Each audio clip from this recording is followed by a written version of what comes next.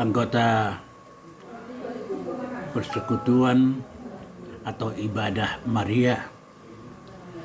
Kembali kita bersyukur kepada Tuhan karena di dalam kebaikannya Dia menyertai kita dalam perjalanan hari-hari hidup kita. Walaupun hari-hari hidup kita itu penuh dengan pergumulan, penuh dengan hal-hal yang mencemaskan kehidupan kita, terutama pada masa-masa di mana COVID ini semakin merajalela pada saat ini. Hampir semua masyarakat Indonesia cemas oleh karena mereka takut akan menjadi korban dari penyakit yang sangat berbahaya ini. Oleh karena itu kalau kita bisa bertemu sekarang, itu adalah merupakan bahagian dari anugerah Tuhan yang dipersiapkan Tuhan untuk kita nikmati. Agar dengan demikian kita semakin bisa melihat betapa Allah kita yang kita sembah di dalam Tuhan Yesus Kristus adalah Allah yang maha kasih dan maha memperhatikan semua orang-orang yang bergantung kepada Dia. Sebelum kita mulai mendengarkan firman Tuhan, mari kita lebih dulu berdoa. Bapa yang di sorga, kami bersyukur dan berterima kasih karena sungguh kebaikan Tuhan tidak dapat kami bayangkan dan pikirkan betapa dalamnya, betapa panjangnya, betapa tingginya dan lebarnya. Dan itu yang melingkupi kehidupan kami saat demi saat dikala kami berjalan pada perjalanan kehidupan ini yang penuh dengan tantangan dan pencobaan serta ujian-ujian hidup. Kami berdoa supaya ibadah kami pada saat ini benar-benar dipakai oleh Tuhan untuk menjamah hati kami, menjamah jiwa kami, menjamah pikiran kami, agar dengan demikian kami semakin tenang di dalam menghadapi segala sesuatu yang mungkin masih akan terjadi kepada kami. Terima kasih Tuhan, oleh karena itu berbicaralah kepada kami. Urapi hamba-Mu dan urapi semua kami yang mendengarkan firman Tuhan. Apakah di rumah kami masing-masing atau ada yang berada di sekretariat kami di Jalan Semen Cirim. Bahkan orang-orang yang membuka YouTube mereka yang kemudian bisa mendengarkan firman Tuhan ini. Dan sekarang kami serahkanlah saat ini ke dalam tangan-Mu Tuhan, berbicaralah kepada kami. Karena kami sudah siap mendengarkan. Di dalam nama Tuhan kami, Yesus Kristus. Amin. Oleh pengurus Persekutuan Ibu Maria, terutama seksi ibadah, mereka menetapkan sudah bahwa tema firman Tuhan yang akan kita bahas pada saat ini ialah tipu daya iblis dalam pergumulan hidup.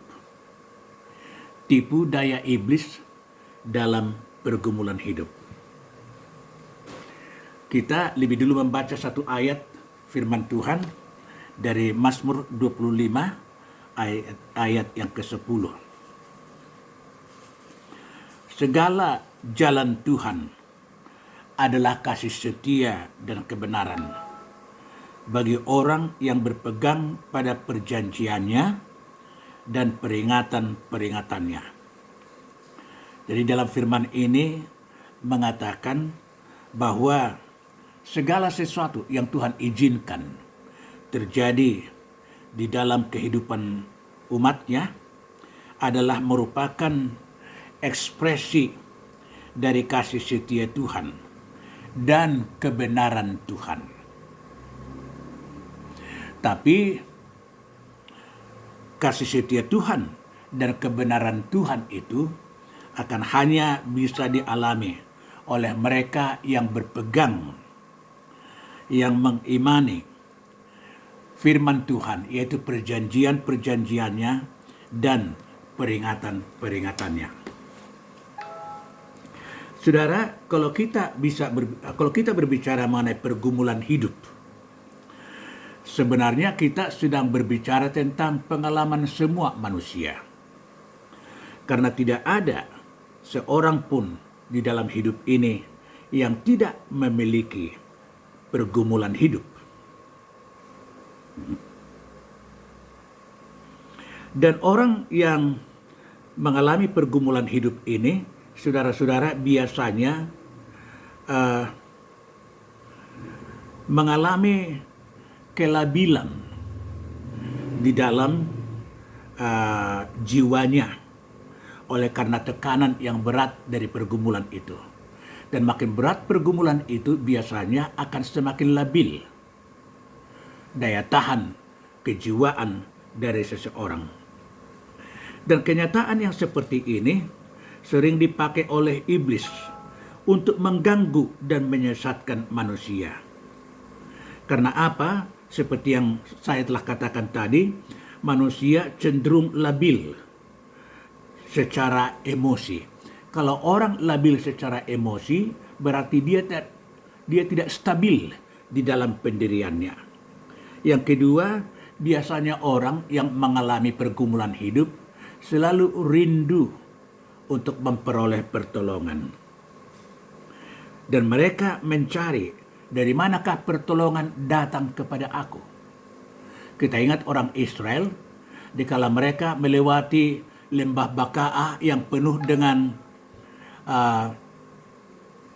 masalah oleh karena lembah itu adalah lembah yang dalam dan biasanya penggarong, perampok, dan pembunuh berada di sana untuk merampok atau mencuri, membunuh orang-orang yang sedang pergi berziarah ke Yerusalem. Biasanya orang yang pergi ke Yerusalem itu tentu membawa uang, membawa dana atau perbekalan yang banyak. Dan itu yang mengakibatkan para perampok ini mengintip di jalan itu, oleh karena kalau mundur ke belakang tidak bisa, maju ke depan juga tidak bisa. Kiri kanan jalan itu adalah tebing yang sangat curam. Jadi itu merupakan tempat yang sangat strategis bagi para perampok-perampok untuk menggarong orang-orang yang sedang mau berziarah ke Yerusalem. Ya, jadi orang-orang yang seperti itu, makanya firman Tuhan mengatakan, mata kami memandang ke gunung-gunung, dari manakah datang pertolongan kami? Karena orang yang mengalami pergumulan itu cenderung untuk mencari pertolongan. Dan biasanya juga orang-orang yang seperti itu, pola pikirnya juga sangat terganggu. Karena masalah yang sedang dihadapi itu. Apalagi kalau dia tidak jelas mengetahui apa yang akan terjadi kemudian setelah pergumulan itu. Ya. Maka di dalam situasi yang demikianlah, si iblis mengambil kesempatan. Orang yang mengalami pergumulan merupakan situasi yang sangat strategis bagi iblis untuk mengganggu orang yang mengalami pergumulan tersebut. Dan biasanya, kalau kita baca misalnya dalam 1 Samuel 22, ayat 21 sampai dengan 22, kadang-kadang iblis itu bertindak sebagai nabi palsu. Biasanya nabi ialah orang yang berkata benar. Tetapi nabi palsu ini, dia seakan-akan berbicara benar, padahal sebenarnya apa yang dikatakan itu bukan datangnya dari Tuhan, tapi dari si iblis. Jadi berbeda dengan nabi yang benar. Kalau bangsa Israel sangat mengerti akan hal itu. Karena bagi bangsa Israel nabi-nabi banyak. Dan sering nabi yang benar ini sangat bertentangan dengan apa yang dikatakan oleh nabi-nabi yang tidak benar itu atau nabi-nabi palsu. Tapi mereka bertindak sebagai nabi. Sehingga orang yang labil emosinya, orang yang cenderung mencari pertolongan dan pikirannya tidak jernih, maka sulit dia untuk membedakan apakah yang dikatakan oleh nabi ini benar atau tidak. Jadi itu merupakan kesempatan yang dipakai oleh si iblis. Misalnya dalam 1 Samuel 22 ayat 21 sampai dengan ayat 22. Dia bertindak sebagai nabi, padahal orang yang ditunggangi oleh iblis itu adalah nabi palsu. Di dalam 2 Korintus 11 ayat 14 dikatakan dia menyamar sebagai malaikat terang, padahal tujuannya ialah untuk menyesatkan orang. Biasanya malaikat terang ini memutarbalikkan kebenaran firman Tuhan. Misalnya pengalaman Tuhan Yesus di dalam Matius 4, waktu Roh Kudus membawa Tuhan Yesus ke padang gurun. Kemudian di sana datang si iblis untuk mencobai dia. Ya, Tuhan Yesus dalam keadaan pergumulan. Karena selama 40 hari, 40 malam dia berdoa di padang gurun itu, dia lapar. Dan setelah selesai berpuasa dan berdoa, dia merasa dia sangat lapar. Tentu orang yang lapar menginginkan supaya dapat makanan. Tapi bagaimana di padang gurun orang bisa dapat makanan? Karena itu hanya padang pasir. Tetapi kemudian iblis mengatakan kepada dia bahwa jadikan batu-batu itu menjadi roti karena kau anak Allah. Iya kan? Yesus sebenarnya sebagai anak Allah, benar dia sebagai anak Allah. Tetapi karena iblis yang menyuruh dia menjadikan batu-batu itu menjadi roti supaya dia makan agar masalah kelaparan itu tertanggulangi. Tapi Yesus sadar bahwa yang berbicara itu kepada dia adalah iblis. Lalu dia tidak menuruti apa yang dikatakan itu. Karena Yesus memang Roh Kudus yang menguasai dia. Tapi kalau orang kurang meyakini bahwa Roh Kudus memimpin hidup dia, maka dia sulit untuk membedakan apakah usul yang datang ke dalam hatinya atau ke dalam pikirannya, atau mungkin dari orang lain yang datang berbicara kepada dia, apakah itu usul yang benar yang berasal dari Tuhan atau merupakan strategi daripada iblis untuk mencobai dia. Dan biasanya sangat sulit dia untuk mengetahui itu karena hatinya dan pikirannya sedang tidak jernih oleh karena pergumulan itu. Misalnya, kalau orang Batak mengalami masalah kemalangan, orang yang dikasihinya meninggal, lalu kemudian ada usul datang kepada dia mengatakan, bikin buku nyanyi, bikin Alkitab di peti mayatnya itu. Tanpa berpikir, karena dia merasa bahwa ini usul yang baik, Alkitab dan buku nyanyi dimasukkan ke peti mayat itu. Tanpa dia memiliki pikiran yang jernih, apakah mayat itu masih bisa membaca Alkitab? Apakah mayat itu masih bisa memuji Tuhan, menyanyi? Lalu untuk apa Alkitab itu dimasukkan dan buku nyanyi itu? Bukankah waktu hidup sebenarnya manusia ini perlu membaca firman Tuhan dan menyanyi memuji Tuhan? Kalau sudah mati dia, apakah dia masih mampu melakukan itu? Ya, tapi karena usul itu datang mungkin dari orang-orang yang dituakan, lalu mereka melakukan hal yang demikian. Itu hanya salah satu contoh kecil. Tapi banyak lagi contoh-contoh yang lain yang bisa kita berikan. Nah, yang menjadi pertanyaan sekarang sebenarnya ialah bagaimanakah caranya supaya kita sebagai pengikut Kristus ya tidak menjadi target yang empuk dari pencobaan, dari tipu daya yang datang dari si iblis itu dikala kita mengalami pergumulan. Bagaimana caranya supaya iblis tidak akan menjadi berhasil untuk menjadikan kita menjadi korban yang akan ditipunya dikala kita mengalami pergumulan. Nah, untuk menjawab pertanyaan itu, ada beberapa prinsip rohani yang harus dipegang. Bukan hanya diingat, bukan hanya diketahui tapi dipegang dengan teguh oleh orang-orang Kristen. Karena ada orang Kristen mengingat firman Tuhan, bahkan menghafal firman Tuhan, tapi tidak dipegang dengan iman yang teguh kebenaran dari firman itu. Apalagi kalau dia lagi dalam pergumulan, seperti yang saya katakan tadi, dalam situasi yang hatinya dan pikirannya sedang labil, tidak memiliki kekuatan untuk bertahan, cenderung goyah oleh karena perasaan yang diakibatkan oleh kesedihan yang menimpa atau melanda hidupnya. Jadi, bagaimana caranya supaya mereka bisa menang? Ya, ada prinsip-prinsip rohani yang harus diimani oleh orang-orang Kristen supaya mereka tidak menjadi target yang empuk dari tipu daya si iblis ketika mereka mengalami pergumulan.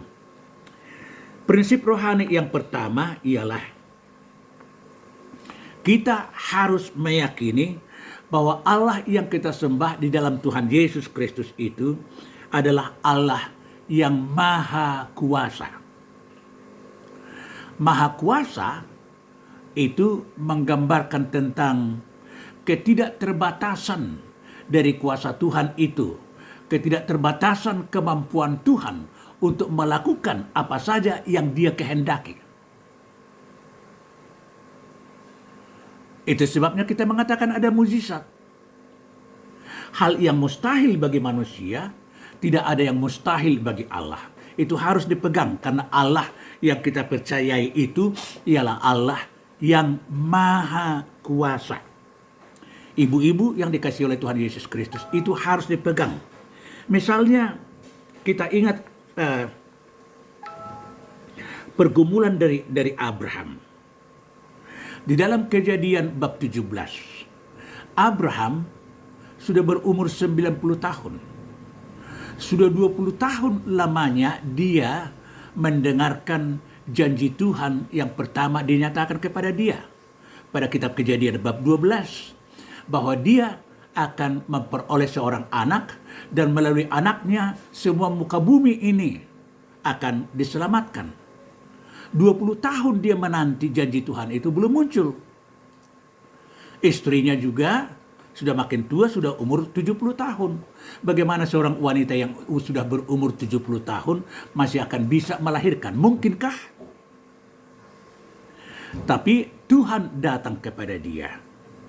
Tuhan mengatakan, akulah Allahmu yang maha kuasa. Akulah Allahmu yang maha kuasa, yang akan menjadikan engkau menjadi bangsa yang besar. Dia kemudian memperoleh janji dari Tuhan, bahwa Tuhan akan melalui keturunannya menjadikan dia menjadi bangsa yang besar. Saudara, dan itu kemudian digenapi oleh Tuhan, yang tidak mungkin bagi manusia. Tidak mungkin Sarai lagi akan melahirkan anak. Saudara, tapi adakah yang tidak mungkin bagi Tuhan? Tidak ada yang tidak mungkin bagi Tuhan. Di dalam Keluaran 6 ayat 2 juga Tuhan mengatakan kepada Musa, akulah Allah yang maha kuasa yang akan menuntun kamu keluar dari Mesir ini. Dan itu dibuktikan Tuhan. Misalnya waktu mereka keluar dari Mesir, harus melewati Laut Teberau. Tentara Mesir sudah mengejar mereka. Padahal di depan mereka ada laut. Bagaimana mereka akan bisa menyeberangi laut itu? Mereka sudah sangat panik sekali, karena tentara Mesir sudah makin dekat untuk menghancurkan mereka. Tapi di dalam ketidakmustahilan, ketidakadaan yang mustahil bagi Tuhan, Tuhan mengatakan kepada Musa, taruhkan tongkatmu ke Laut Teberau itu, supaya kamu bisa jalan. Dan Musa menaati itu, dia taruh tongkatnya ke Laut Teberau itu, lalu laut itu terbelah dua.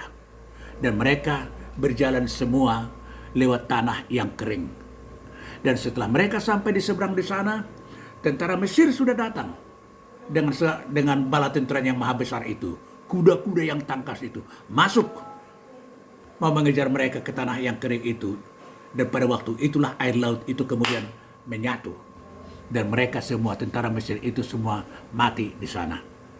Mereka sudah ada di seberang, diselamatkan oleh Tuhan yang maha kuasa itu. Jadi itu harus kita pegang. Karena Tuhan juga telah menunjukkan itu di dalam sejarah kehidupan manusia, apakah secara pribadi, apakah kehidupan manusia sebagai satu bangsa, seperti bangsa Israel itu.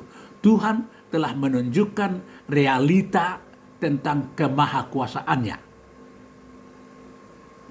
Jadi kalau ibu sekarang merasakan bahwa ada pergumulan ibu harus selalu mengatakan dengan keyakinan, aku memiliki Allah yang maha kuasa. Prinsip rohani yang kedua, ibu-ibu, ialah bahwa tidak ada satupun di dalam kehidupan ini yang terjadi tanpa seizin Tuhan. Coba ibu bayangkan itu. Tidak ada satupun, baik hal yang kecil atau hal yang maha besar sekali, yang terjadi kepada manusia di bumi ini tanpa seizin Tuhan. Kalau Tuhan mengatakan tidak, itu tidak. Kalau Tuhan mengatakan silakan, maka itu bisa terjadi. Ya, semua yang terjadi di dalam alam semesta ini hanya terjadi karena seizin Tuhan. Apakah itu masalah yang mengakibatkan pergumulan seperti penyakit corona ini? Sekarang kita makin kacau lagi, makin susah lagi, makin resah lagi oleh karena turunan dari COVID-19 ini bahkan dikatakan sudah semakin berbahaya. Indonesia setiap hari sekarang mengalami paling sedikit 500 orang yang meninggal setiap hari. Pada bulan Mei yang lalu, pemerintah berpikir bahwa corona ini sudah akan mulai bisa diselesaikan. Ternyata pada tahap yang kedua ini justru semakin parah dan semakin merajalela.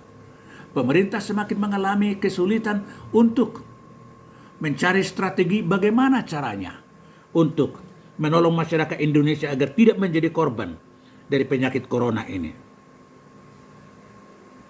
Jadi banyak orang Kristen bertanya, mengapa ada penyakit corona ini? Jawabnya, sebagai orang beriman, apapun yang terjadi, tidak mungkin terjadi itu kalau tidak seizin Tuhan.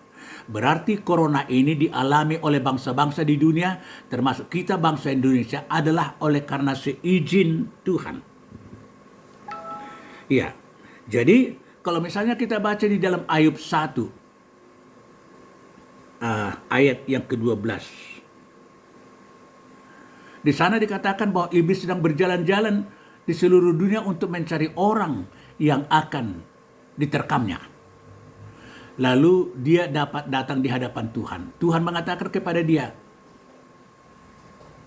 tidakkah kau lihat hambaku Ayub yang benar itu? Tidak ada yang seperti dia.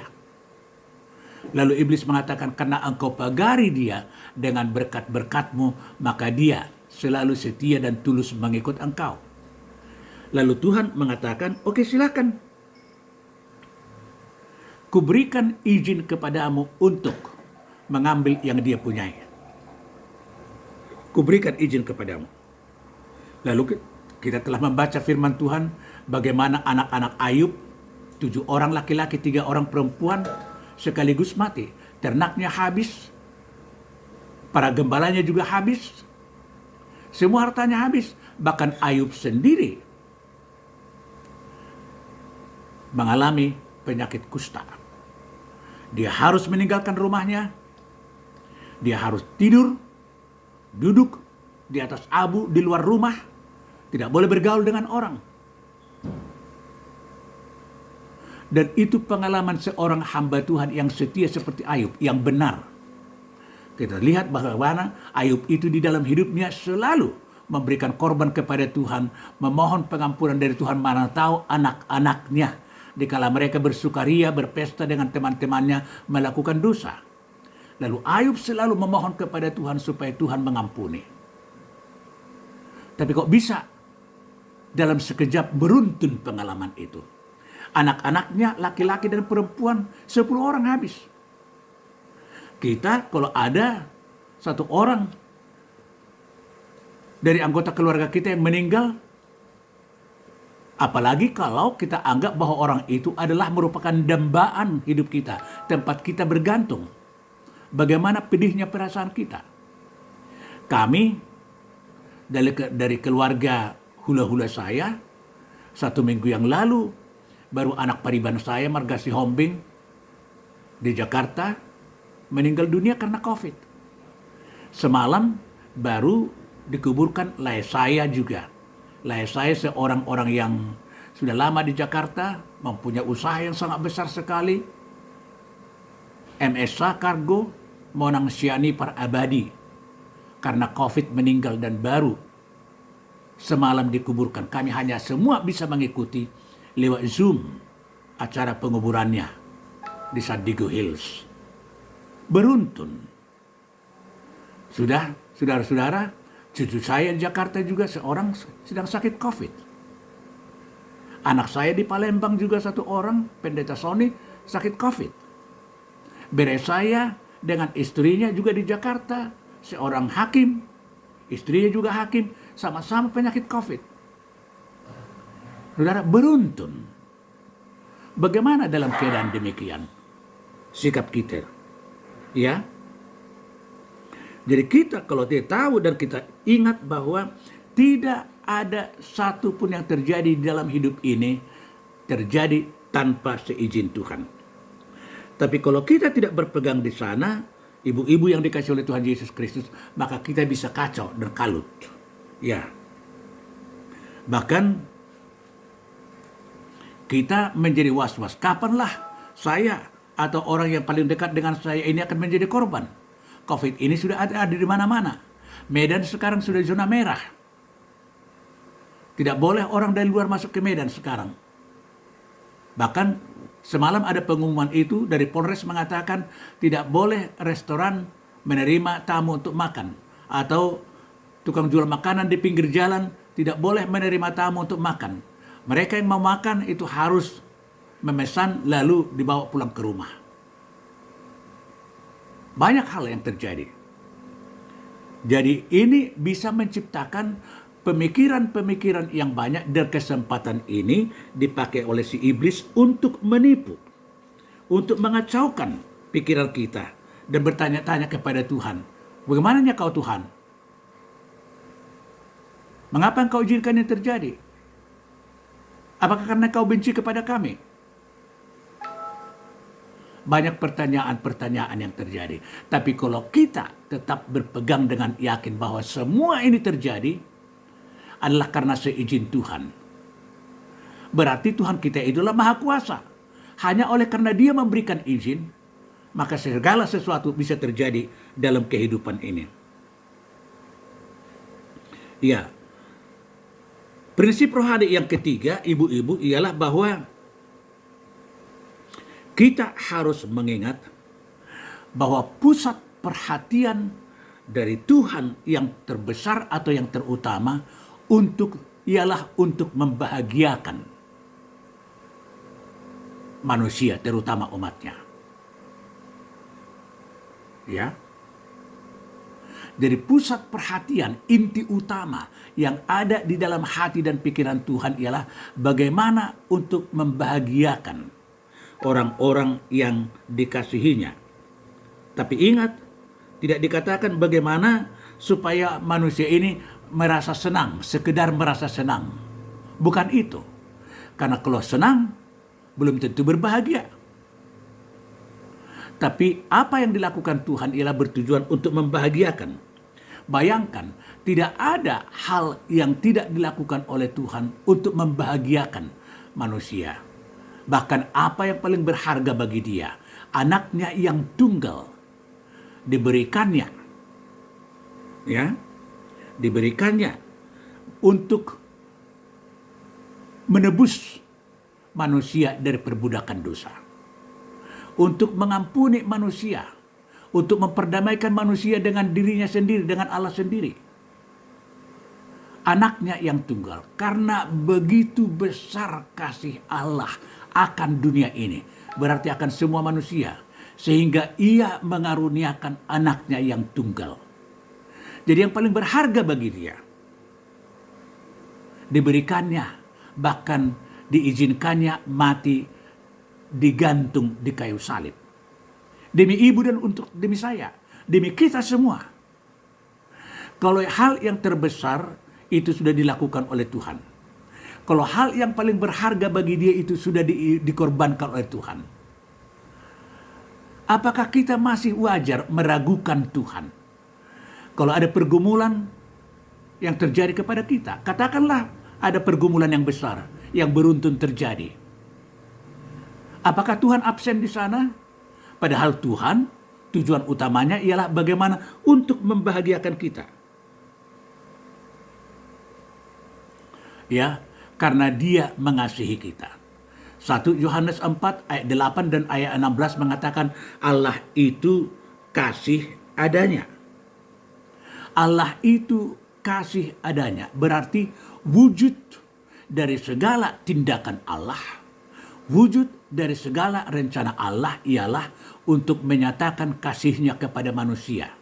Agar manusia itu benar-benar beriman dan bergantung kepada dia dalam segala keadaan dan dalam segala situasi yang sedang dihadapinya.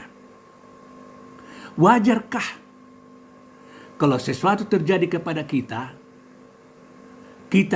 meragukan cinta kasih Tuhan? Kita bertanya-tanya dan mengatakan, yang lupanya kau Tuhan kepada saya, yang kau tidak perhatikannya saya Tuhan. Sementara Tuhan sudah menunjukkan jutaan fakta di dalam kehidupan manusia di dunia ini. Sebahagian itu sudah dicatat di dalam Alkitab untuk bisa kita baca dan kita pelajari.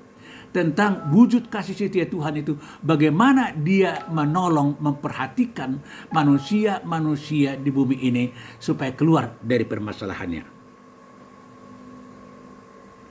Bahkan, saudara, kita selalu mengagungkan Tuhan Yesus yang mati disalibkan untuk menggantikan kita yang harus mati di kayu salib karena dosa-dosa kita. Yohanes 1 ayat 29, 1 Yohanes 3 ayat 5 berbicara tentang hal itu, ibu-ibu. Kalau Yesus rela mengorbankan nyawanya, dia datang dari sorga meninggalkan kemuliaannya. Tidak menganggap kesetaraan dengan Allah itu merupakan hak yang harus dipertahankan. Dia datang ke dalam dunia ini menjadi orang yang hina, mengalami penderitaan manusia.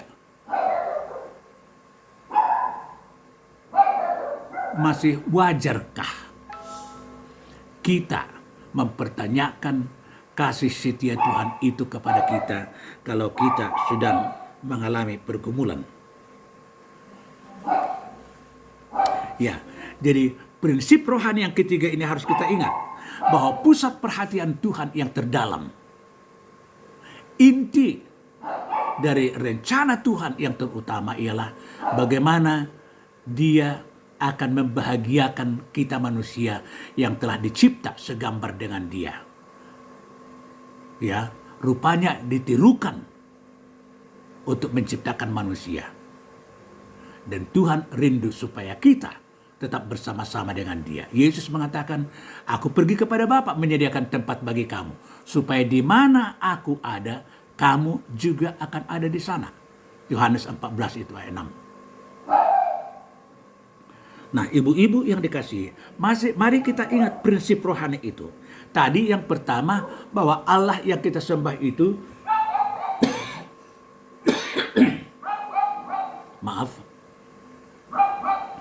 bahwa Allah yang kita sembah itu ialah Allah yang maha besar, yang semua mungkin bagi Dia.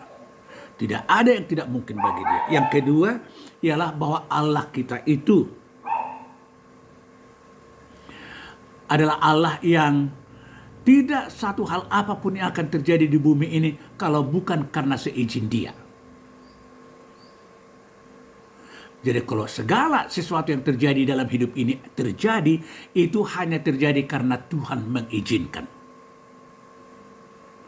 Ya, dan yang ketiga, ialah bahwa Allah kita itu telah membuat manusia menjadi pusat perhatiannya yang terutama yang akan dibahagiakannya. Dan dia tidak tanggung-tanggung telah memberikan korban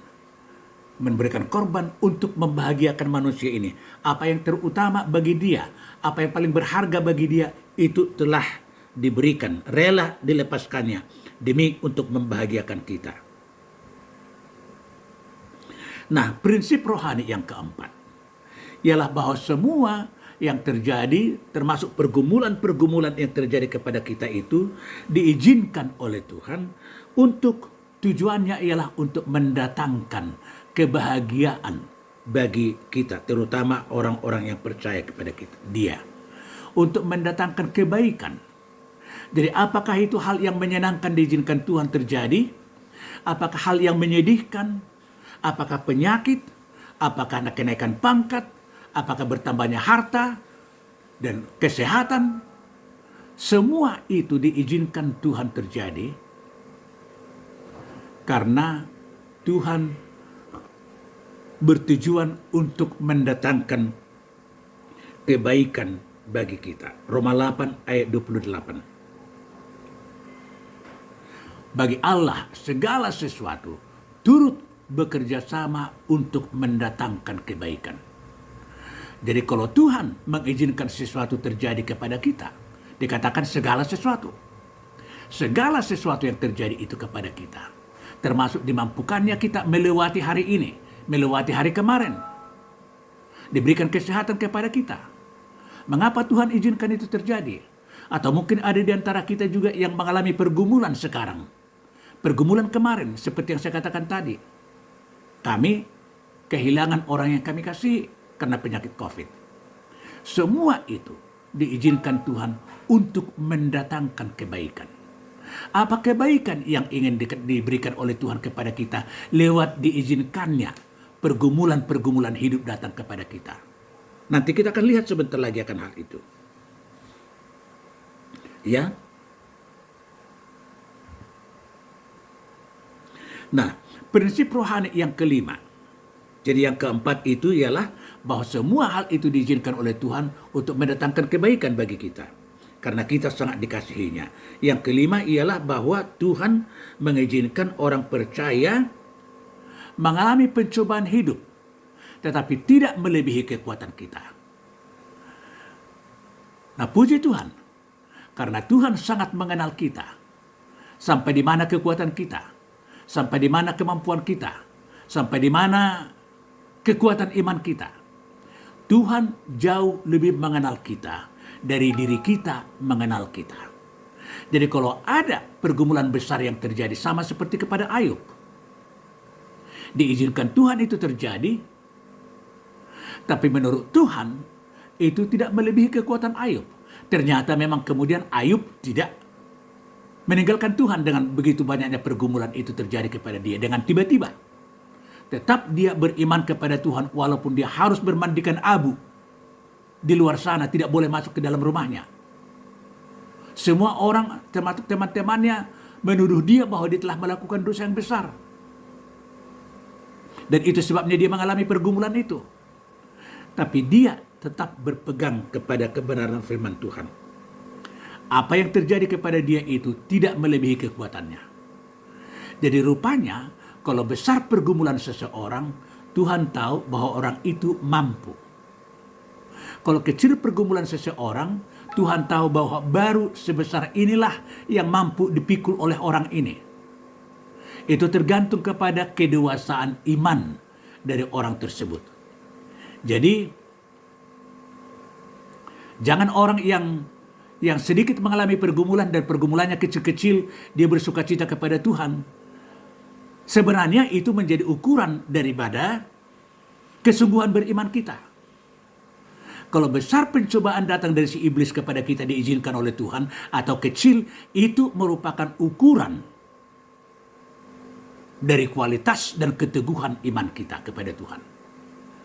Dan Tuhan itu melihat itu semuanya, sehingga di dalam kebaikannya dia tidak mengizinkan kita dicobai oleh si iblis melebihi kekuatan kita. Dia tidak mengizinkan pergumulan hidup datang kepada kita melebihi kekuatan kita. 1 Korintus 10 ayat 13 itu. Nah, prinsip keenam yang harus juga kita ingat ialah bahwa dalam semua pergumulan itu, Tuhan juga menyediakan jalan keluar. Tuhan tidak mau berpanjang-panjang kita berada di dalam pergumulan itu. Tuhan tidak mau kita tertindas di dalam pergumulan itu berlama-lama. Tuhan memberikan jalan keluar sehingga kita bisa lepas daripada pergumulan itu. Itu juga dikatakan dalam 1 Korintus 10 ayat 13 itu. Ya. Jadi tidak ada pergumulan hidup manusia yang tidak ada jalan keluarnya kalau dia datang kepada Tuhan. Karena Tuhan sendiri telah menyediakan jalan keluar terhadap pergumulan itu. Ya. Sekarang kalau kita lihat apa pergumulan kita, apa jalan keluarnya? Jangan tanya dirimu, jangan tanya orang lain, tapi tanya Tuhan, bagaimana Tuhan jalan keluar? Supaya saya bisa lepas dari pergumulan ini. Ya, kita merasa kok terlalu berat pergumulan ini. Sebenarnya Tuhan tahu sejauh mana kemampuan kita. Kita harus bersyukur untuk itu karena Tuhan sangat mengenal kekuatan kita. Tapi kita juga lebih bersyukur lagi karena Tuhan juga sudah menyediakan jalan keluar. Bahkan Yesus mengatakan, akulah jalan. Bukan hanya jalan ke sorga saja semata-mata dia adalah jalan. Tapi dia juga jalan yang akan kita miliki untuk menolong kita bisa memiliki jalan keluar dari pergumulan-pergumulan yang sedang kita hadapi. Nah, prinsip rohani yang ketujuh, ibu-ibu, ialah bahwa bagaimanapun besarnya pergumulan seseorang, bagaimanapun rumitnya pengalaman hidup seseorang, bagaimanapun runtuhnya sambung bersambung pergumulan datang kepada seseorang, belum selesai pergumulan ini, datang pergumulan yang lain lagi, belum selesai itu, datang lagi pergumulan yang lain. Tetapi firman Tuhan mengatakan bahwa tidak ada satu kekuatan apapun yang dapat memisahkan kita dari kasih Allah di dalam Kristus Yesus. Oleh karena itu, jangan hati kita menjadi lentur. Jangan hati kita dan pikiran kita menjadi kacau sehingga kita menjadi target yang empuk bagi si iblis untuk ditipu, untuk dikelirukan, sehingga kita menjadi meragukan Tuhan. Kita ingat firman Tuhan dalam Roma 8 ayat 37 dan 39 itu, kekuatan apapun, baik yang di bumi, di atas bumi, di bawah bumi, kekuatan pemerintah, kekuatan yang kelihatan atau yang tidak kelihatan pun, apapun jenis kekuatan itu, tidak ada yang dapat memisahkan kita dari kasih Allah dalam Kristus Yesus. Karena apa? Karena bukan kita yang memegang Allah, tapi Allah yang memegang kita. Jadi karena Allah itu yang maha kuasa, tidak ada tandingan kuasa apapun yang bisa menandingi kekuasaan Tuhan. Dan kalau tangan kanan Tuhan memegang kita, maka kita safe. Itu sebabnya kita beriman, jangan meronta. Jangan meronta dari tangan Tuhan. Tapi kalau kita katakan bahwa Tuhanlah perlindunganku, Tuhanlah kekuatanku, Tuhan yang mengatakan kepada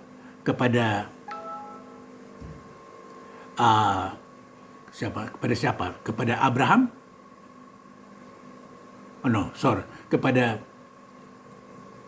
Kepada Joshua. Tuhan mengatakan, Allah akan berperang bagi kamu diam aja. Ya, Joshua 14 ayat 14 itu. Lalu, saudara-saudara yang dikasihi oleh Tuhan, jadi kalau tangan Tuhan yang maha kuasa itu, yang tidak ada tandingannya kuasa apapun, Dia yang memegang kita, di sana kita akan bisa selamat dari pergumulan itu. Tapi kalau kita lepas dari tangan Tuhan, kita tidak mau dipegang oleh Tuhan, bagaimana Tuhan akan bisa menyelamatkan kita? Tapi kalau kita memberikan hidup kita dipegang oleh Tuhan, jangan meronta dari tangan Tuhan, maka tidak ada kekuatan yang lain yang bisa memisahkan kita dari kasih Allah itu. Saudara-saudara, karena engkau dan saya, kita semuanya, sudah dibeli, harganya telah lunas dibayar, yaitu dengan darah dan dengan nyawa anaknya, Tuhan Yesus Kristus.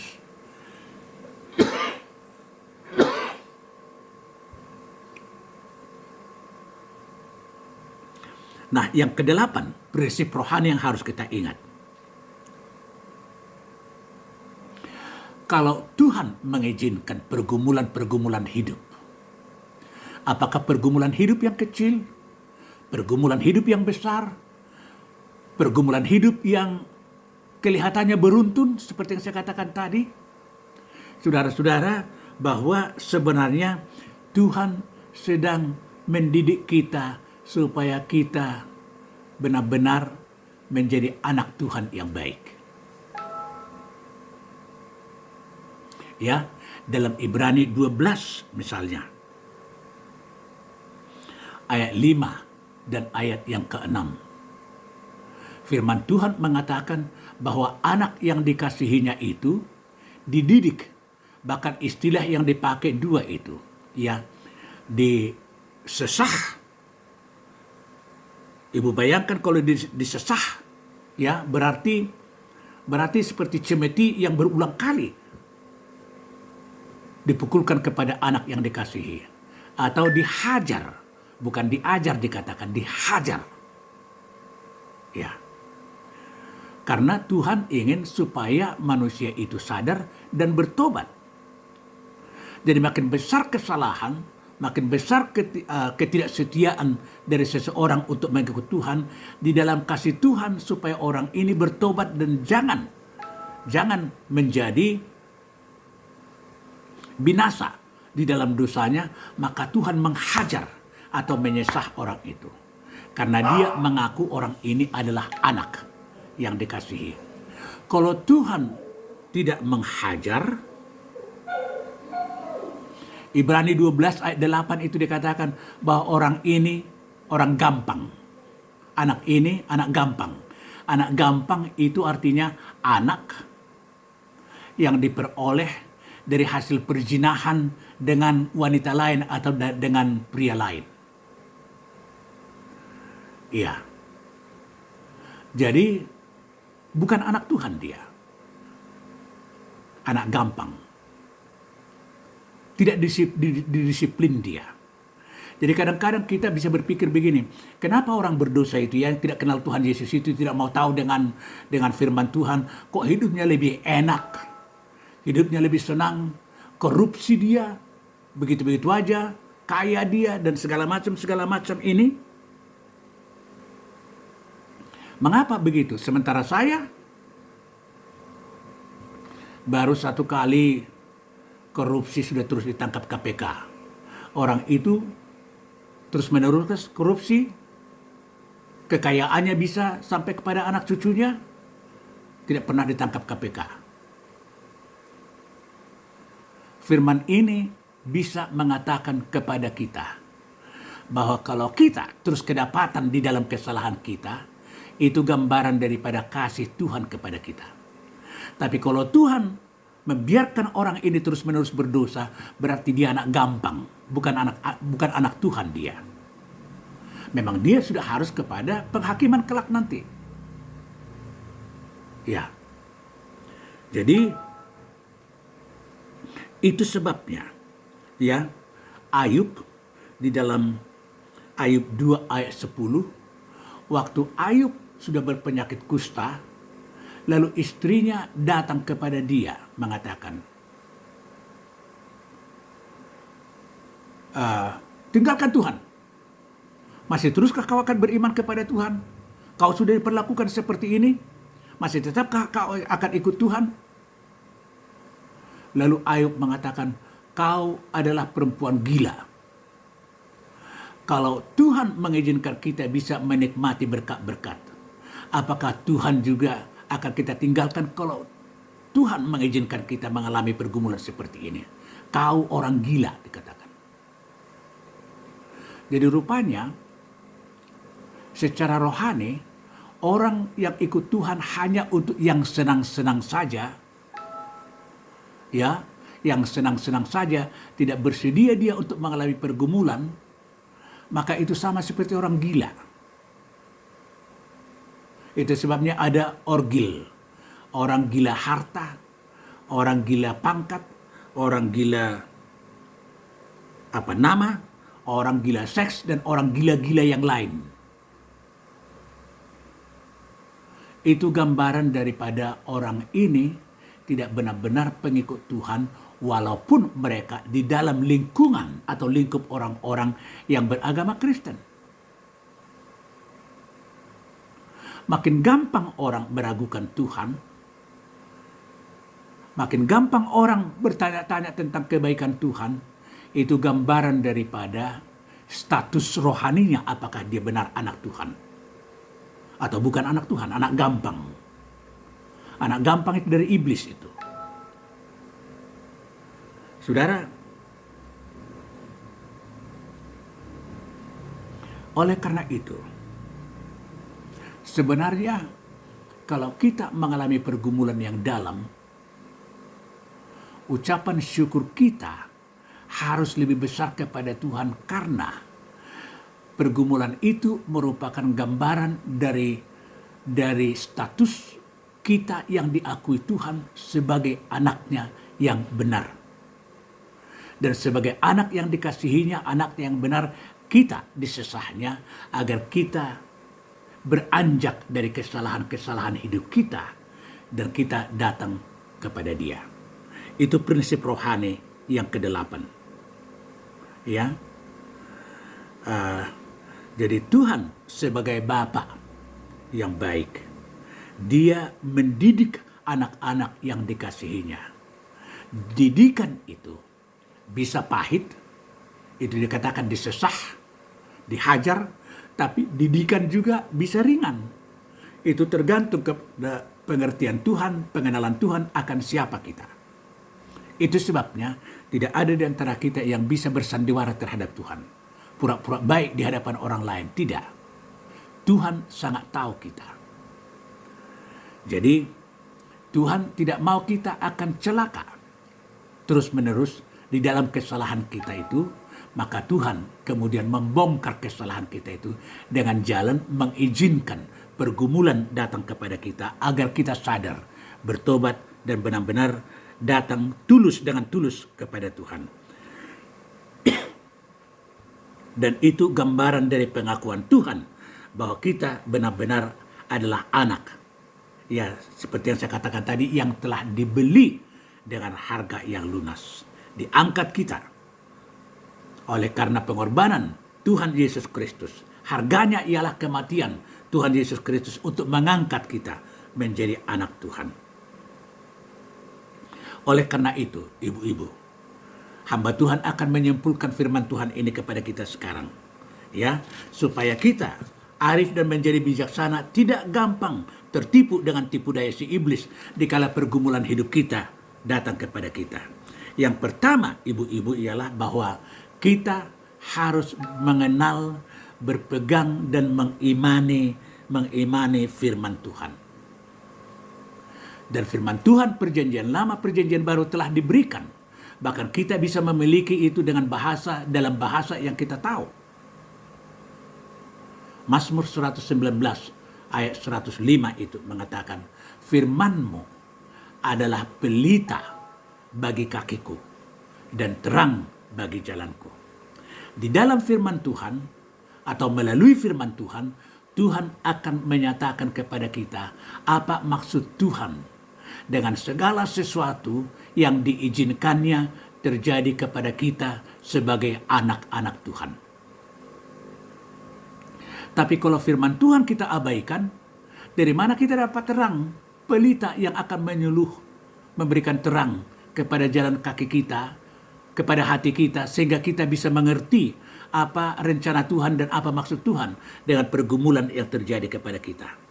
Oleh karena itu, pegang firman Tuhan. Imani firman Tuhan. Maka untuk itu, jangan kita melalaikan untuk mempelajari firman Tuhan. seperti yang sekarang ini. Kalau COVID ini atau pandemi ini menghalangi kita bertatap muka untuk belajar firman Tuhan, tetapi lewat acara-acara, lewat Zoom atau lewat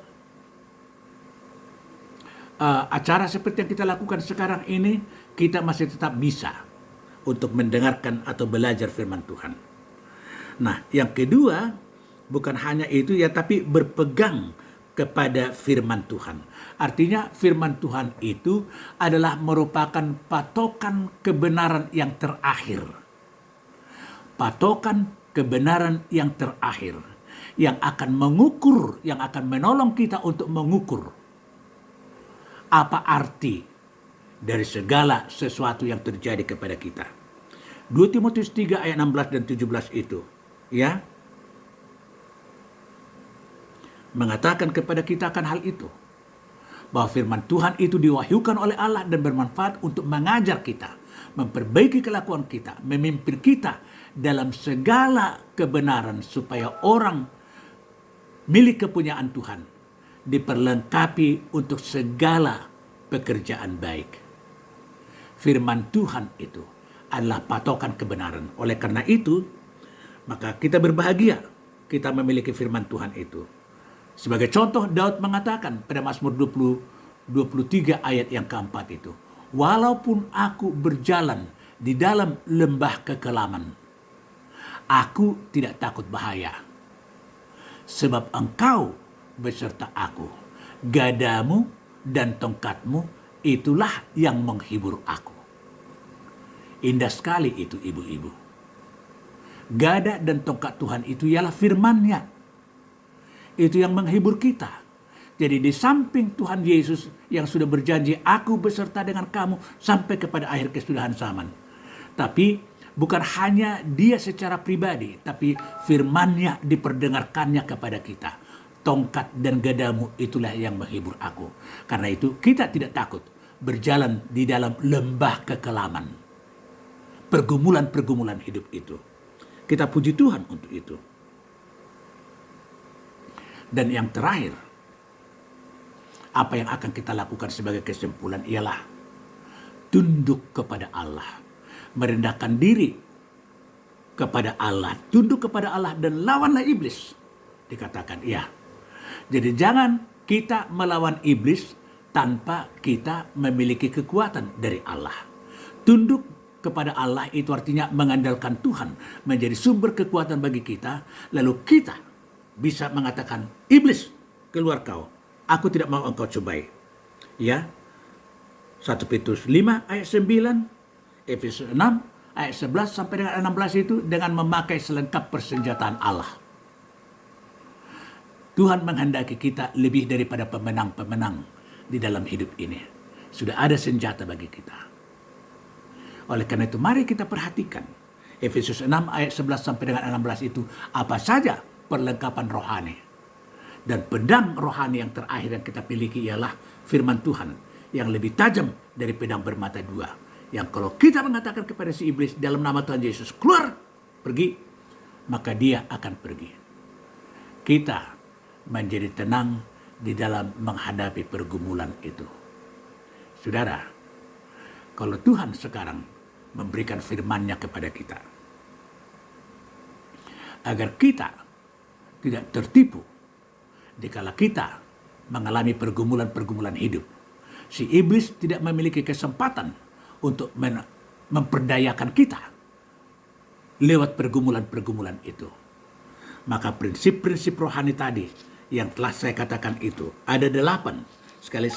Sekali lagi saya ingin ulang. Yang pertama, kita harus ingat dan percaya bahwa Allah yang kita sembah itu adalah Allah yang Maha Kuasa.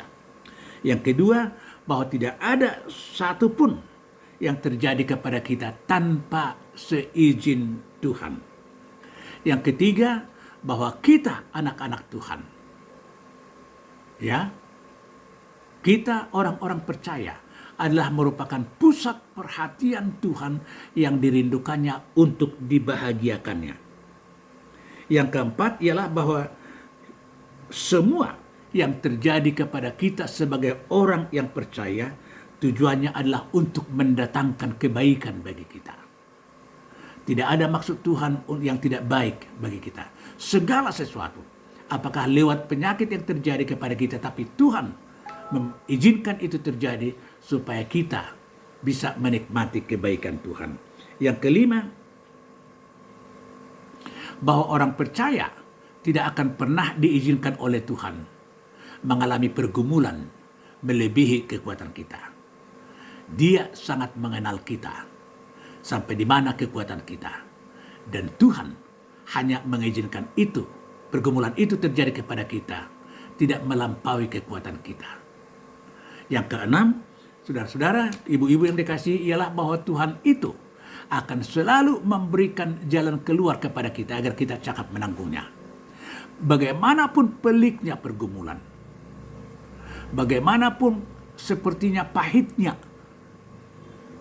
kita alami oleh karena pergumulan, tapi Tuhan selalu akan memberikan jalan keluar. Yesus sudah berjanji mengatakan, akulah jalan itu. Ya, yang ketujuh, tidak ada satu kekuatan apapun yang dapat memisahkan kita dari tangan kuasa Allah. Karena kita adalah miliknya yang sangat dikasihi. Tidak akan dilepaskannya kita oleh kekuatan apapun yang mau merampas kita. Dan yang terakhir, kedelapan, ialah bahwa kalau kita mengalami pergumulan, itu adalah merupakan cara Allah untuk mendisiplin kita supaya kita sebagai anak Tuhan memang semakin memiliki kepribadian yang serupa dengan Bapa kita. Bahwa kita adalah anak yang diakuinya. Kita ini bukan anak gampang, tapi kita adalah anak yang telah diangkat resmi melalui penebusan Tuhan kita Yesus Kristus. Oleh karena itu berbahagialah setiap orang yang memiliki Allah di dalam Tuhan Yesus Kristus, yang telah memperkenalkan Allah itu kepada kita.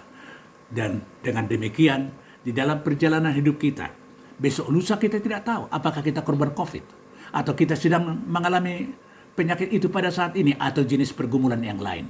Jangan lupa ke-8 prinsip rohani ini, agar dengan demikian kita tenang. Kalau kita tenang, penyakit juga sulit datang kepada kita. Kalau kita tenang, bersukacita, imunitas kita tidak akan terganggu, bahkan akan menaik. Dan kalau imunitas kita akan menaik, akan sulit penyakit mengganggu kita, ibu-ibu.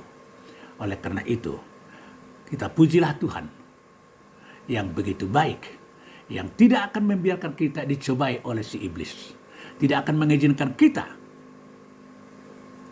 tidak akan mengizinkan si iblis, maksud saya, tidak akan mengizinkan si iblis memiliki kesempatan untuk mencobai kita. Karena kita berpegang kepada prinsip rohani yang 8 ini.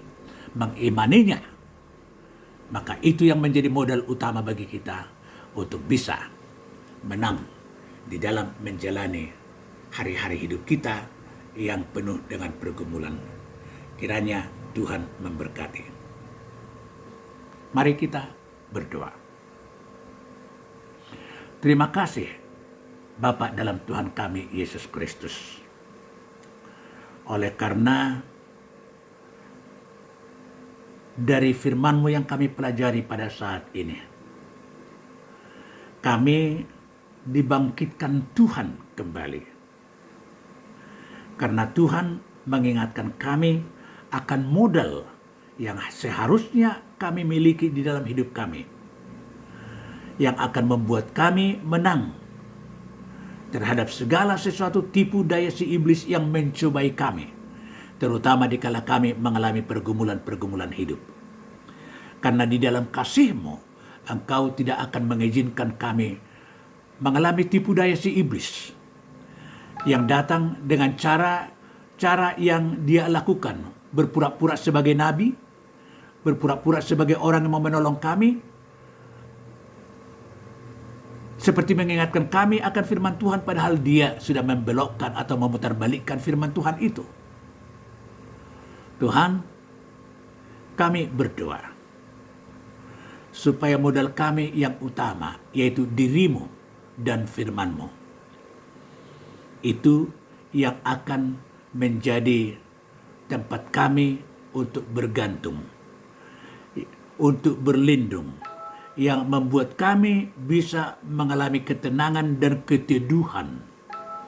Karena kami menyadari rupanya kami adalah merupakan pusat perhatian yang utama dari Tuhan untuk dibahagiakan oleh Tuhan. Oleh karena itu, apapun yang terjadi kepada kami tahu bahwa Engkau tidak akan pernah membiarkan kami mengalami itu sendirian. Engkau akan menolong kami, bahkan memberikan jalan keluar dari semua jenis pergumulan yang sedang kami hadapi. Engkau lihat anak-anakmu, anggota Ibu Maria ini sekarang. Engkau tahu karena Engkau mengenal mereka, pergumulan apa yang ada dalam kehidupan mereka. Nyatakanlah kepada mereka Tuhan, bahwa jalan keluar hanya dirimu sendiri dan firman-Mu. Supaya semua kami mengimani akan hal itu Tuhan. Dan kami kemudian akan melihat kemenangan yang sudah Engkau sediakan.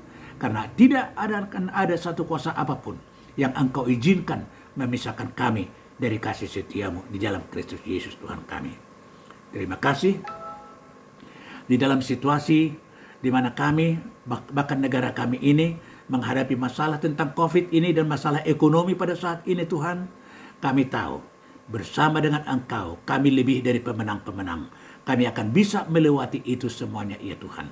Oleh karena itu biarlah kami bersukacita karena Tuhan, bersukacita karena kebaikan Tuhan, bersukacita karena janji Tuhan, bersukacita karena kehadiran Tuhan yang akan terus-menerus bersama dengan kami sampai kepada akhir kesudahan zaman. Terima kasih Tuhan. Oleh karena itu teduhkan dan tenangkanlah hati kami. Dan biarlah kami selalu menghadapi perjalanan hidup kami dalam kehidupan ini di dalam ketenangan. Karena kami tahu bahwa kami tidak pernah berjalan sendirian. Karena ada yang maha kuasa, yaitu Engkau yang telah memperkenalkan dirimu kepada kami di dalam dan melalui Yesus Kristus Tuhan kami. Terima kasih Tuhan. Kami akan memberikan ucapan syukur kami, persembahan kami kepada Tuhan. Berkati Tuhan. Berkati anak-anak-Mu ini juga. Berkati kebutuhan mereka. Berkati mata pencaharian mereka, pekerjaan mereka. Yang sudah pensiun pun Tuhan, kami tahu bahwa Engkau juga mampu memberikan kebutuhan mereka dengan cara-Mu sendiri. Karena kami adalah merupakan pusat perhatian Tuhan yang Tuhan rindukan untuk dibahagiakan. Terima kasih Tuhan Yesus. Dikala kami akan menjalani minggu ini juga, kami akan bertemu minggu yang akan datang dalam bentuk seperti ini Tuhan. Kami berdoa juga supaya hari-hari itu kami lalui bersama dengan Tuhan dengan sukacita. Dengarlah juga doa kami yang akan kami doakan bersama-sama dengan iman. Ibu-ibu, marilah kita dengan segenap hati dan dengan iman mengucapkan doa Bapa kami. Bapa kami yang di surga, dikuduskanlah nama-Mu, datanglah kerajaan-Mu, jadilah kehendak-Mu di bumi seperti di surga. Berikanlah kami pada hari ini makanan kami yang secukupnya, dan ampunilah kami akan kesalahan kami, seperti kami sudah mengampuni orang yang bersalah kepada kami. Dan janganlah membawa kami ke dalam pencobaan, tetapi lepaskanlah kami daripada yang jahat. Karena Engkaulah yang mempunyai kerajaan dan kuasa dan kemuliaan sampai selama-lamanya. Amin. Maka biarlah anugerah Tuhan kita Yesus Kristus, kasih setia yang dari Allah Bapa, persekutuan, penyertaan dan bimbingan dari Roh Kudus, itulah yang akan menyertai setiap ibu dan menyertai semua mereka yang kita kasihi itu dimanapun mereka berada. Siang hari ini, esok, dan sampai Maranatha. Amin. Ibu-ibu, puji Tuhan, Tuhan memberkati. Sampai ketemu kita dalam lain kesempatan. Tapi juga kita bisa bertemu lewat doa kita setiap hari. Waktu kita saling mendoakan satu dengan yang lain. Tuhan Yesus memberkati. Shalom.